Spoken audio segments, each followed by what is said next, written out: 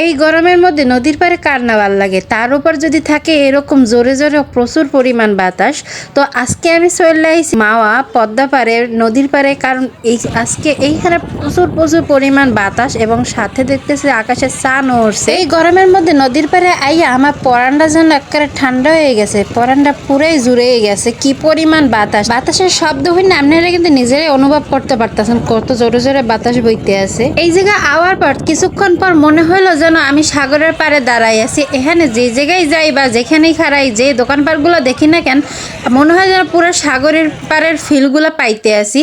তো বাতাস টাতাস খাওয়ার পর আমি আবার একটু দোকানপাটের দিকে আইলাম দেখতে কি কি আছে না না আছে। তো এখানে কিছু কিছু স্টোনের ব্যাসলাইট দেখলাম, যেগুলো আর কি বেশিরভাগই আমরা কুয়াকাটা দেখি। কালার মধ্যে এই ব্রেসলেট দুইটা মোটামুটি আমার ভালো লাগছে, তাই আমি লইলাম। আর কিছু লওয়ার মতো পাইতে আসি না, আর দেখতেও আসি না।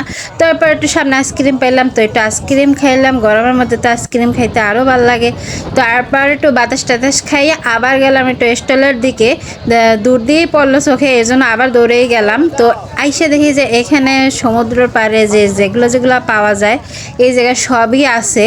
আর কুয়াকাটাতে আমরা এগুলো সবই দেখছি। এই ঝুলনি শোপিসটা আমার রুমেও আছে, তাই আমি ধরে দেখলাম। ও পদ্মা পাড়ে ঘুরতে গিয়ে কিছুক্ষণের জন্য আমার মনে হয় যেন আমি সমুদ্রের পাড়েই আছি, এরকমই আমার কাছে ফিল হয়েছে। এবার আমরা চলে যাইতেছি আবার ঢাকার দিকে ব্যাক করতেছি। তো অনেক রাত্র হয়ে গেছে মোটামুটি। আজকের মতো এই পর্যন্তই। আপনারা সবাই ভালো থাকবেন। আল্লাহ হাফেজ।